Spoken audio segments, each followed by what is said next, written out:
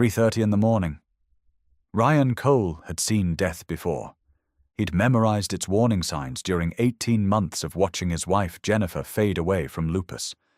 The trembling hands, the pale, waxy skin, the way someone grips furniture just to stay upright. Now, pushing his cleaning cart through the executive floor of Meridian Industries, he froze. Office lights blazed in the corner suite. A woman in an expensive black suit hunched over her desk, coffee cup shaking in her grip. Dark bruises dotted her wrists like fingerprints. The same faint butterfly rash across her cheekbones that Jennifer had desperately tried to hide with makeup. Ryan's heart hammered against his ribs. This wasn't just any employee working late. This was Alexandra Monroe, the untouchable CEO, the woman whose billion-dollar empire hung on her, appearing invincible.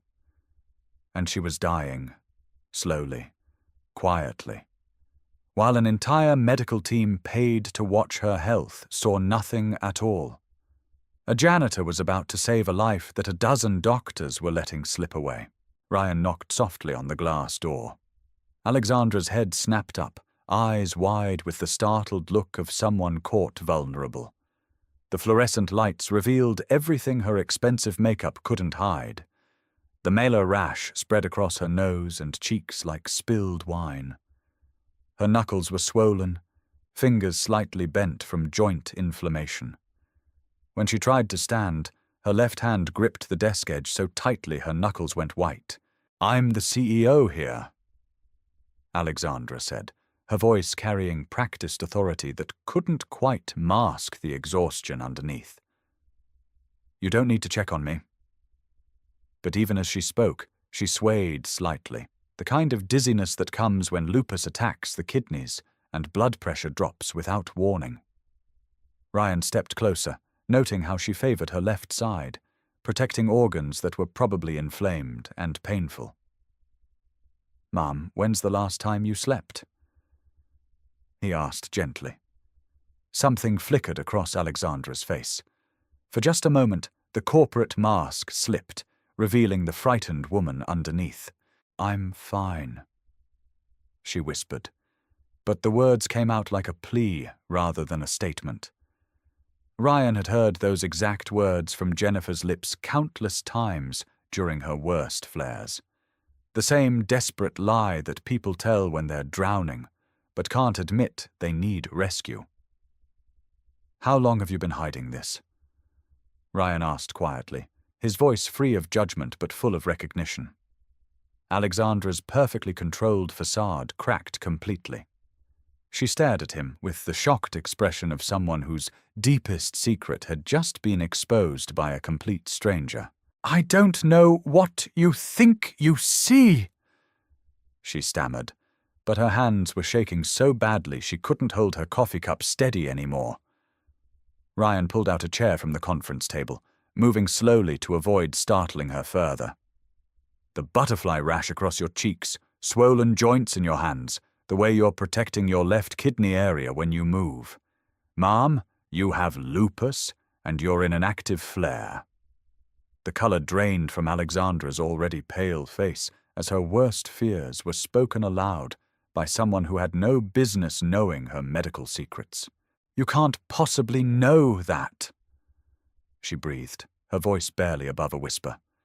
"I've hidden it from everyone, the board of directors, the corporate medical team, even my personal assistant." Ryan sat down across from her, his expression gentle but certain. "My wife Jennifer had lupus. I watched her fight it for 3 years before it finally won. I know every symptom, every progression, every way the disease tries to kill you quietly while you're pretending to be fine." Alexandra sank into the chair as if the weight of her secret had finally become too heavy to carry alone. "If anyone finds out, they'll force me out immediately," she admitted, her voice cracking with suppressed desperation. 5 years of building this company from nothing, and it would all disappear because I have a chronic illness that makes me appear weak to investors. Ryan leaned forward slightly, his eyes compassionate. "Jennifer taught me something important about chronic illness. She said the disease isn't what makes you weak. It's the energy you waste hiding it that drains your strength.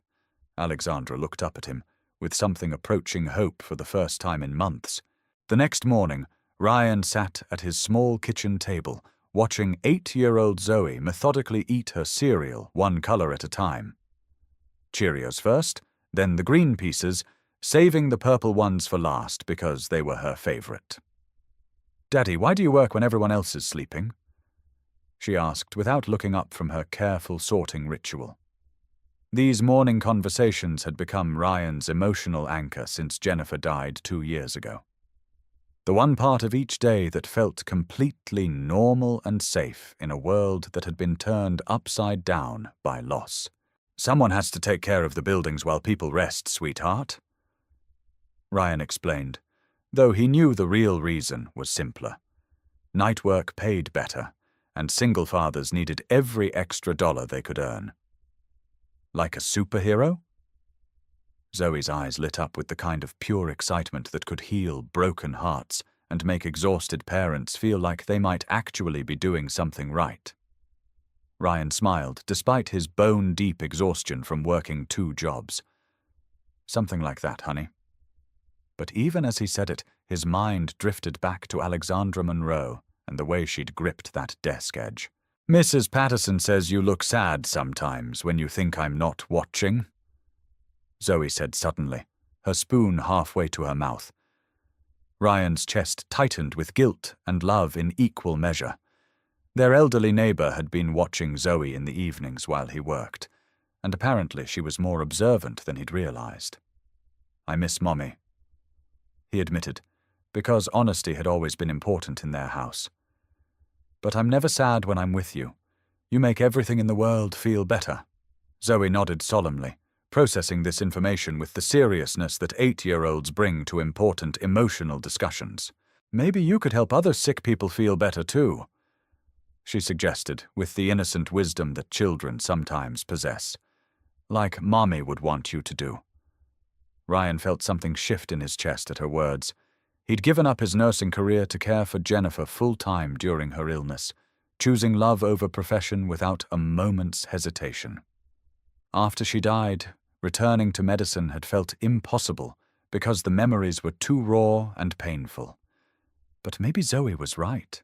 Maybe Jennifer would want him to use what he'd learned to help other people facing the same battles. That evening, Ryan returned to the 15th floor, with nervous energy coursing through his veins like electricity. Alexandra's office was dark when he arrived, which immediately set off alarm bells in his mind because she never varied her routine.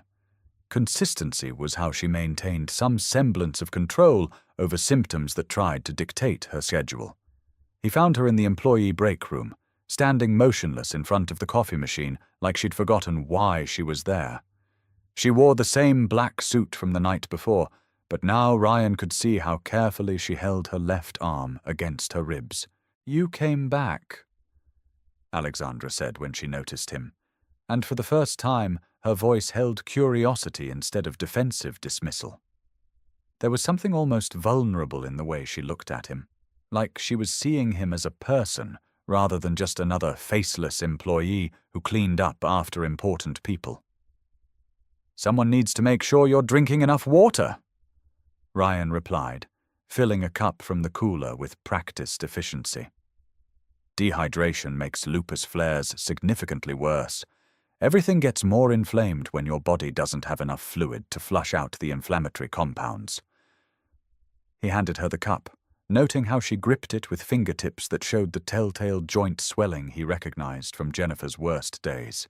Alexandra studied him with intelligent eyes that held exhaustion deeper than any normal work schedule could explain. "You seem to know quite a lot about medical issues for someone who cleans buildings," she said carefully. The words weren't meant as an insult, just an observation that didn't quite add up in her analytical mind. Ryan gestured toward the empty chair across from her, a silent invitation to sit down if she wanted to continue this conversation. "My wife had lupus. I spent 3 years learning everything I could about the disease. Every symptom, every treatment, every way it tries to hide itself until it's too late to fight back effectively. The perfectly composed mask Alexandra wore for the corporate world slipped completely away, revealing the exhausted and frightened woman underneath. "Had?" she whispered, her voice barely audible in the quiet break room. "She died 2 years ago," Ryan said, his voice steady despite the familiar ache that always accompanied thoughts of Jennifer's final days. But not because we didn't recognize the symptoms or understand what we were dealing with. We fought it together every step of the way, armed with knowledge and determination. Alexandra set down her water cup with trembling fingers, the weight of recognition settling over her like a heavy blanket she'd been avoiding for too long. "I can't let anyone know about my condition," she said desperately, her carefully maintained professional composure finally cracking under the pressure of keeping such a huge secret. "If the board of directors finds out I'm sick, they'll vote me out faster than the stock price can drop. In corporate America, any sign of weakness becomes a death sentence for your career." Ryan understood the impossible position she was in, caught between her health needs and professional survival. "Jennifer used to say that hiding illness takes more energy than treating it," he offered gently. "The stress of pretending to be fine actually makes lupus symptoms worse." Over the following 3 weeks, their midnight encounters developed into something neither quite knew how to define or categorize. Alexandra would work late into the night, claiming international conference calls and urgent deadline pressures that justified her presence in the building. Ryan would find increasingly creative reasons to check the executive floor during his cleaning rounds, bringing bottles of water, suggesting she eat something substantial, quietly monitoring the progression of symptoms he'd learned to read like a detailed medical chart. The corporate medical team continued their routine monthly checkups, completely missing the signs that were obvious to someone who knew what to look for. Alexandra told him about the crushing pressure of running a company where perception meant everything and weakness was never tolerated. "In the business world, admitting you have a chronic illness is like painting a target on your back," she explained during one of their late-night conversations. "Investors want leaders who appear invincible, boards want CEOs who never miss meetings or show any signs of vulnerability. The moment they see you as damaged goods, you become completely expendable." Ryan listened with the understanding that comes from watching someone you love struggle with similar fears about how illness changes the way other people see you. Ryan shared stories about Jennifer's fierce determination to live as normally as possible, despite her lupus diagnosis and increasingly difficult symptoms. "She taught me that chronic illness doesn't make you weak," he said thoughtfully. "But hiding from it and pretending it doesn't exist absolutely will drain your strength. The energy you spend maintaining a facade of perfect health is energy you could be using to actually manage your condition and feel better." They talked about the profound isolation that comes with chronic illness, the way friends and family members start treating you like a fragile thing that might break if they're not careful around you. People see the disease instead of the person, Alexandra admitted, with a bitterness that came from years of experience. "That's exactly why I've hidden my lupus from everyone in my professional life. I want to be seen as competent and capable, not as someone who needs constant accommodation or special treatment." Ryan nodded with understanding. Jennifer went through the same struggle. She wanted to be Jennifer who happened to have lupus, not the lupus patient who used to be Jennifer. It's a hard balance to maintain, especially when you're in a position where other people depend on your leadership and decision-making abilities. Their conversations grew longer and more personal as the nights passed, creating an unexpected bond between two people from completely different worlds. Alexandra revealed that she'd actually been a practicing physician before transitioning into the business world, but had been forced to leave medicine when her lupus diagnosis made the physical and emotional demands of patient care impossible to sustain. "I built this company partly to prove I could still be successful and valuable despite being chronically ill," she confessed with surprising honesty, but also to generate enough income to afford the best possible medical treatment. Health insurance companies don't cover experimental therapies or cutting-edge treatments that might actually help. Ryan understood the bitter financial irony all too well from his own experience with Jennifer's medical expenses. "We went through our entire savings account trying treatments that insurance companies wouldn't cover," he shared. "Jennifer used to joke that we were too sick to work full-time, but too healthy to qualify for disability benefits. It's an impossible middle ground that a lot of chronically ill people get trapped in." The shared understanding of navigating the healthcare system as a patient rather than a provider created another layer of connection between them that transcended their obvious differences in social and economic status. The night everything changed started exactly like all the others had over the past 3 weeks.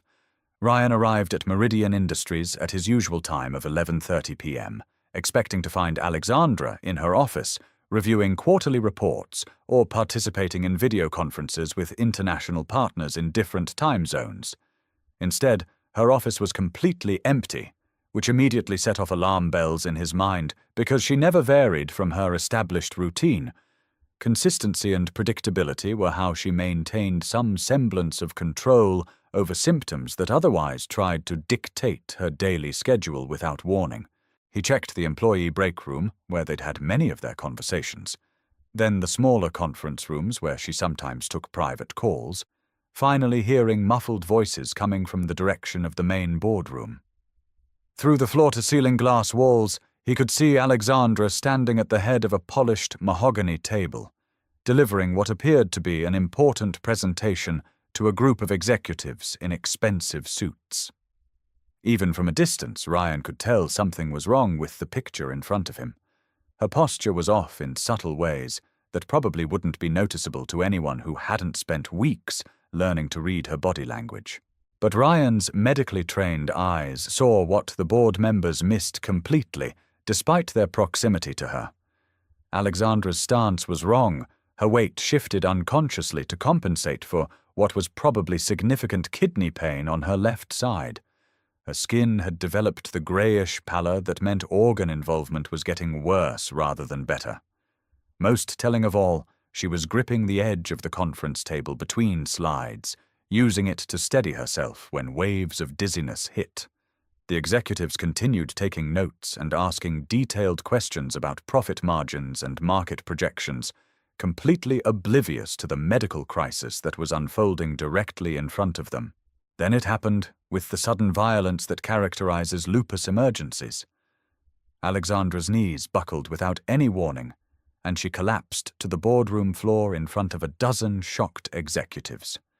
Ryan was already moving before the board members had fully processed what they'd just witnessed, his body reacting with the automatic response of someone who'd dealt with medical emergencies before. He burst through the boardroom doors as Alexandra's body began convulsing on the expensive Persian rug, a carefully maintained professional image finally shattered beyond any possibility of repair. "Call 911 immediately," he ordered with an authority that surprised everyone in the room, including himself. "Tell them possible lupus cerebritis." Ryan continued, dropping to his knees beside Alexandra's seizing form and checking her pulse and airway with practiced hands. "That means brain involvement from systemic lupus erythematosus." Marcus Chen, the ambitious vice president who'd been positioning himself as Alexandra's natural successor for months, stepped forward with calculating eyes that saw opportunity in crisis. "You're just a janitor," he said dismissively, his tone suggesting Ryan should leave medical decisions to more qualified people. "We'll handle this situation through appropriate channels." But Ryan ignored him completely, focused entirely on Alexandra's condition and the knowledge that every minute of delay could mean permanent brain damage. "This isn't a stress breakdown or anxiety attack," Ryan said firmly to the paramedics when they arrived with their standard emergency protocols. "This is neurological lupus. She needs immediate high-dose corticosteroids, not psychiatric evaluation or standard seizure medications." Marcus's expression shifted to something predatory as he realized that a building maintenance worker somehow knew more about their CEO's medical condition than her own corporate healthcare team. "How could you possibly know anything about her medical history?" he demanded with suspicion that felt dangerous rather than merely curious. The question hung in the air like an accusation, but Ryan was already climbing into the ambulance, refusing to leave Alexandra's side during transport. At Millbrook General Hospital, Ryan discovered he was listed as Alexandra Monroe's emergency contact, a fact that surprised him as much as it did the medical staff. She'd quietly added his name to her medical forms 3 weeks earlier during one of their late-night conversations, though she'd never mentioned making this change to him directly. The irony of the situation wasn't lost on anyone involved. A night shift janitor making critical medical decisions for a CEO whose net worth exceeded the annual budget of most small towns. Dr. Sarah Walsh, the attending emergency physician, initially dismissed Ryan's lupus theory based on the information provided by Alexandra's corporate medical team. According to her employment health records, the patient has no significant ongoing medical issues. Dr. Walsh explained with professional confidence, "We're treating this as a stress-induced seizure disorder, pending comprehensive psychiatric evaluation and neurological testing." Ryan pulled out his phone with hands that were steadier than he felt, showing Dr. Walsh the photographs he'd quietly taken of Alexandra's symptom progression over the past month. Pictures of the butterfly rash development, the increasing joint swelling in her hands and wrists, the way she'd begun moving to protect organs that were obviously inflamed and painful. "Look at the timeline of progression," he insisted with quiet urgency. This is systemic lupus erythematosus with central nervous system involvement." Ryan continued, his voice carrying the certainty of someone who'd fought this exact battle before. "She's been hiding her condition to protect her professional position, but without immediate aggressive treatment, this will cause irreversible brain damage within hours."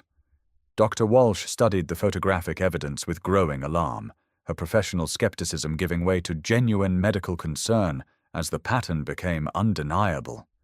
The images told a clear story of autoimmune disease progression that had been missed by an entire team of supposedly qualified medical professionals who saw only what Alexandra wanted them to see.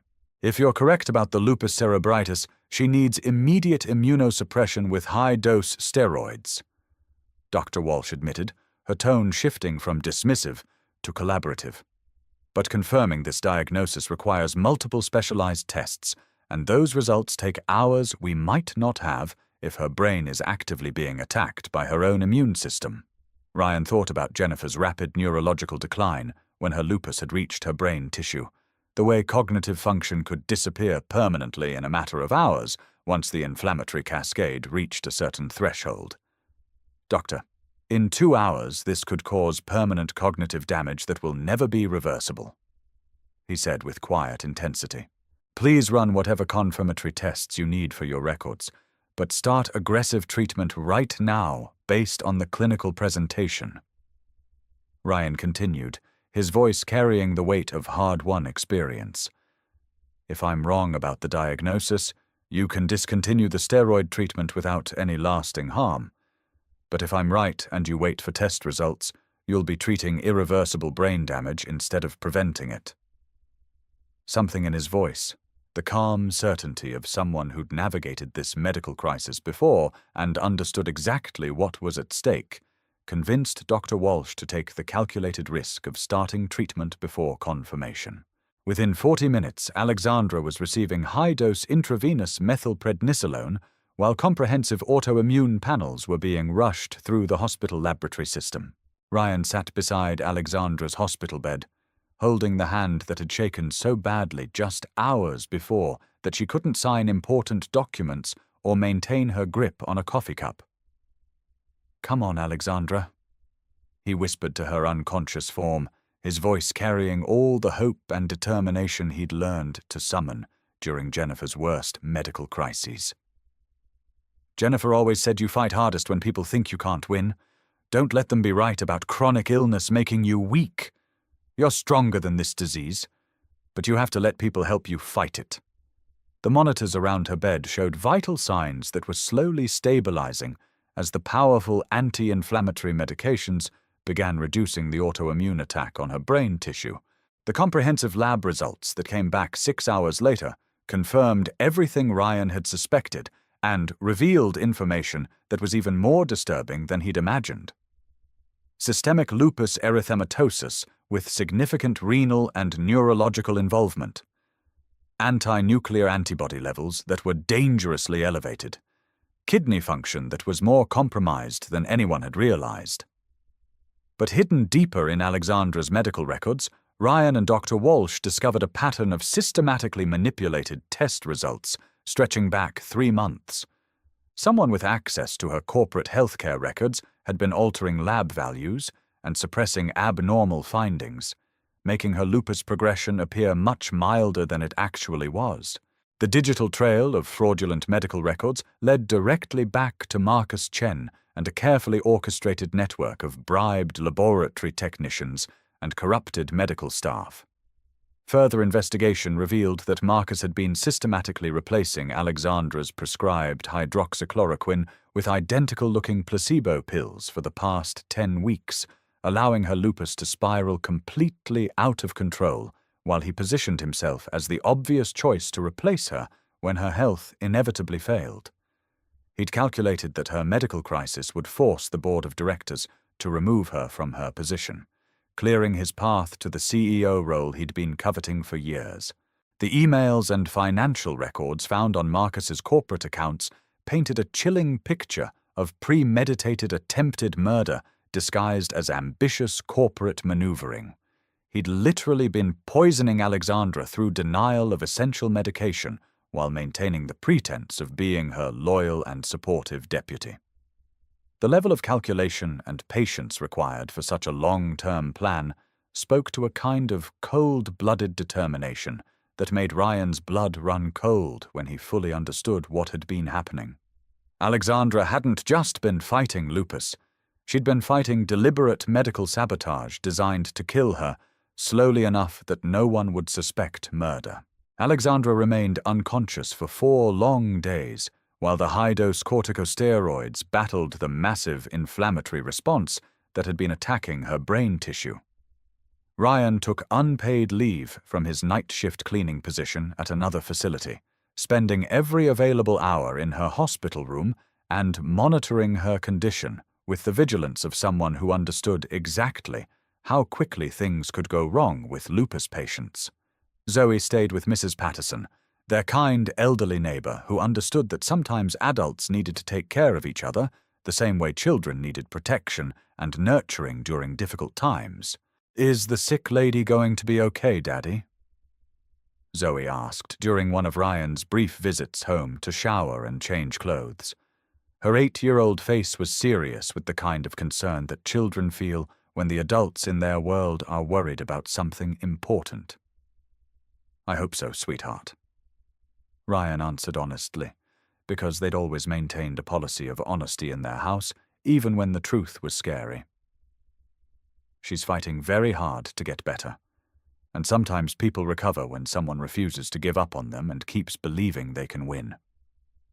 Zoe nodded with the solemn understanding that children who've lost a parent bring to discussions about serious illness. On the 4th night, as Ryan dozed fitfully in the uncomfortable hospital chair that had become his temporary home, Alexandra's weak voice pulled him from exhausted sleep like a lifeline thrown to a drowning man. "Ryan?"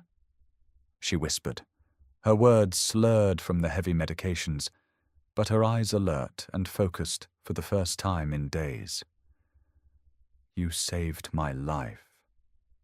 Ryan reached for her hand immediately, feeling the dramatic difference that proper medical treatment had already made. Less swollen joints, warmer circulation, and strength returning to her grip. "You would have done the same thing for me," he said simply, his voice rough with emotion and relief. That's what people do when they genuinely care about each other. Alexandra's eyes filled with tears she'd been too proud and too frightened to shed before her medical crisis forced her to confront her own vulnerability.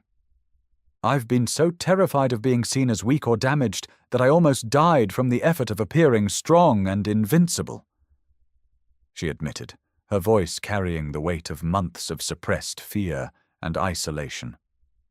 Ryan adjusted her IV medication with the practiced hands of someone who'd managed complex medical care before, his movements gentle but efficient. "Jennifer taught me something important about chronic illness that took me years to understand," he said thoughtfully. "She said that hiding your struggles doesn't make them disappear or go away. It just makes them heavier to carry alone, and it robs you of the help you need to actually get better." The truth about Marcus Chen's systematic medical sabotage and attempted murder unraveled quickly once Alexandra was conscious enough to provide corporate passwords and authorization for a comprehensive investigation into her medical records and prescription management. Federal authorities found more than sufficient evidence to charge him with attempted murder, corporate fraud, conspiracy, tampering with medical records, and bribery of healthcare professionals. The revelation sent initial shockwaves through Meridian Industries and the broader business community, but instead of destabilizing the company as Marcus had hoped, it had an unexpected and powerfully positive effect on both employee morale and investor confidence. Alexandra's courage in continuing to lead effectively while battling a serious chronic illness, combined with Ryan's heroic intervention and life-saving recognition of her symptoms, became a compelling story of resilience and human connection that actually strengthened the company's reputation rather than undermining it. The business media praised Alexandra's transparency about her health challenges and her commitment to creating a more supportive work environment for employees dealing with chronic conditions. "I should have trusted people with the truth about my lupus much sooner," Alexandra admitted during her recovery period. "But I was so terrified that being chronically ill would make me appear incompetent or unreliable to the board and our investors." During Alexandra's 2-week hospital stay and subsequent recovery period, Ryan found himself in the surreal position of being both her primary medical advocate and the person she trusted most completely with business decisions that required her input or approval. The corporate board of directors, deeply shaken by how close they'd come to losing their CEO to a preventable medical crisis, offered Ryan a permanent position as Director of Employee Health and Safety. They recognized that his unique combination of medical knowledge, observational skills, and genuine caring had literally saved their leader's life when their expensive corporate healthcare system had failed completely. But more significantly for the future of the company, Alexandra made the unprecedented decision to publicly announce her lupus diagnosis and become an active advocate for chronic illness awareness in high-pressure corporate environments. "I spent so much mental and physical energy pretending to be invincible that I nearly died from the effort," she told the gathered business media at her first press conference after leaving the hospital. "Ryan Cole reminded me that real strength comes from acknowledging our vulnerabilities and asking for help when we need it, not from maintaining a facade of perfect health that ultimately serves no one." 8 months after the medical crisis that changed everything about their lives, Ryan stood in the kitchen of a modest 3-bedroom house on Millbrook's quiet Elm Street, watching steam rise from 3 different beverages on the counter. It wasn't his old cramped apartment with its thin walls and broken appliances, and it wasn't Alexandra's intimidating mansion in the wealthy section of town with its formal rooms and expensive furniture. It was something in between, a place they'd chosen together without ever defining exactly what "together" meant for their unusual 3-person arrangement that defied conventional relationship categories. 3 coffee cups sat on the counter every morning in a routine that had developed naturally over time. His black coffee in the blue mug Jennifer had given him, Alexandra's green tea with honey in the ceramic cup she'd brought from her old house, and Zoe's hot chocolate in the oversized mug decorated with cartoon characters that made her smile every morning. No one had officially moved in with anyone else through any formal process. No one had made dramatic proclamations about love or commitment or the specific shape their future together might take. But somehow, this configuration of 3 people sharing one house had become their natural rhythm of daily life. Alexandra worked from the converted home office, managing Meridian Industries with a newfound balance between professional ambition and responsible health management that included regular medical appointments and honest communication with her medical team. Ryan had accepted the corporate wellness position she'd offered, developing comprehensive employee health programs that actually addressed real medical needs rather than just offering superficial benefits like gym memberships and generic stress management seminars. His programs included education about chronic illness recognition, mental health support systems, and advocacy for employees navigating complex medical situations while maintaining their professional responsibilities. "Dad, can you help me with this math homework?" Zoe asked one evening, not looking up from her notebook spread across the kitchen table alongside colored pencils and erasers. Ryan noticed she'd started saying "Dad" instead of "Daddy" recently, a small but significant sign of growing up that made his chest tight with bittersweet pride about the passage of time. "What's giving you trouble tonight, sweetheart?" he asked, sitting down beside her with genuine interest in her academic struggles. "Fractions still don't make any sense to me." Zoe sighed with the particular frustration that 8-year-olds bring to mathematical concepts that seem arbitrary and confusing. Alexandra glanced up from reviewing medical journals about new lupus management techniques and treatment protocols, her reading glasses perched on her nose in a way that made her look more like the doctor she'd once been than the corporate executive she'd become. "May I try explaining fractions a different way?" she asked quietly, not wanting to intrude on the father-daughter homework routine, but genuinely interested in helping. Ryan nodded with curiosity, always fascinated by Alexandra's teaching methods and her ability to break down complex concepts into understandable pieces. She moved to sit across from Zoe, pulling out a clean sheet of paper and beginning to draw circles divided into precise sections. "Imagine a pizza cut into 8 equal pieces," Alexandra began, sketching lines with the careful precision she brought to everything she did. "If you eat 3 pieces, what fraction of the whole pizza is left for other people?" Zoe's face brightened with sudden understanding as the abstract concept became concrete and relatable. 5/8! She exclaimed with the excitement of genuine comprehension.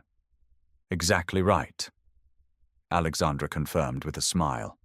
"And if Ryan eats 2 more pieces after that, how much would be left?" "Then there would be 3/8 left over." Zoe's enthusiasm at finally grasping the mathematical concept made both adults smile with shared satisfaction. Ryan watched this interaction with something deeper than gratitude or appreciation. This was simply 3 people helping each other with whatever needed attention at any given moment. There was no artificial hierarchy or forced family structure, just natural caring and support flowing between individuals who'd chosen to share their daily lives. Alexandra's patient teaching style with Zoe reminded him of Jennifer's approach to explaining difficult concepts, but it was uniquely Alexandra's own method rather than an imitation of someone else's techniques. The easy comfort between all 3 of them felt both surprising and inevitable, like puzzle pieces that had found their natural fit. Later that evening, after Zoe had completed her homework and gone through her bedtime routine, Ryan and Alexandra sat in the living room's 3 individual chairs, reading their respective books in comfortable silence. Not a love seat or couch that would force physical proximity and suggest romantic partnership, but 3 separate seats that allowed each person to choose their own comfortable distance and position. On the bookshelf nearby, Jennifer's old pocket watch ticked quietly beside a lupus awareness pamphlet Alexandra had written for other patients, and one of Zoe's recent drawings titled "My 3 People" in crayon letters that showed careful 8-year-old penmanship. No one had labeled this living arrangement with traditional relationship terms or demanded formal definitions of what they meant to each other. No one had insisted on promises about an uncertain future, or tried to force their situation into conventional categories that didn't quite fit their reality. The pocket watch had stopped keeping accurate time several months ago. It ran exactly 3 minutes slow now, but none of them had bothered to have it repaired by a jeweler. Time, they'd discovered through experience, was less important than simply being present with each other in whatever moments they shared, whether those moments involved medical crises, homework help, or quiet evenings with books. "Are you happy with how this turned out?" Alexandra asked quietly, gesturing at their unconventional household setup without looking up from her medical journal. Her voice carried genuine curiosity rather than insecurity or need for reassurance. Ryan considered her question seriously before answering, setting down his own book to give her question the thoughtful attention it deserved. "How would you define happiness?" he replied, turning the question back to her in a way that wasn't evasive but rather genuinely interested in her perspective. Alexandra paused in her reading, considering the philosophical complexity of the question he'd asked. "Maybe I don't need to define it anymore," she said after a long moment of reflection. "Maybe trying to categorize and label everything is what got me into trouble in the first place?" Ryan nodded with understanding, remembering how much energy they'd all spent over the months trying to explain their situation to other people who wanted clear answers about relationships that didn't fit standard templates. "Maybe that's exactly the right answer," he agreed, feeling a sense of peace settle over him like a comfortable blanket. They returned to their reading in companionable silence, each absorbed in their own thoughts but aware of the other's presence in a way that felt both grounding and liberating. Zoe's sleepy voice drifted from her bedroom down the hall, breaking the comfortable quiet of their evening routine. "Are you guys talking about important grown-up stuff out there?" Her tone suggested she was mostly asleep, but still conscious enough to be curious about adult conversations that might affect her world. "Nothing too important, honey," Ryan called back reassuringly, his voice carrying across the house with parental warmth. "Just discussing plans for tomorrow and making sure everyone has what they need." "Okay then. Good night, Dad. Good night, Alexandra." The sound of her settling deeper into comfortable sleep, trusting that the adults in her life had everything under control. The three of them continued their quiet evening routine as the pocket watch maintained its own imperfect rhythm in the background, marking time that belonged entirely to them without reference to external expectations or social conventions. Outside their windows, Millbrook slept peacefully under a canopy of stars, unaware that in one unremarkable house on Elm Street, 3 people had discovered something that didn't require a name or formal definition to be completely real and meaningful. Their arrangement worked not because it fit into existing categories, but because it served the actual needs of the people involved rather than conforming to abstract ideals about how relationships should look. Ryan reached across the space between their chairs to take Alexandra's hand, not as a romantic gesture or a possessive claim on her attention, but simply as human connection between 2 people who'd learned to trust each other completely.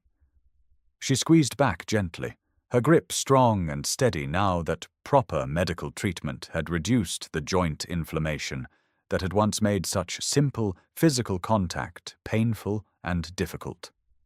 Neither of them spoke about love or commitment or what their relationship might become in some hypothetical future.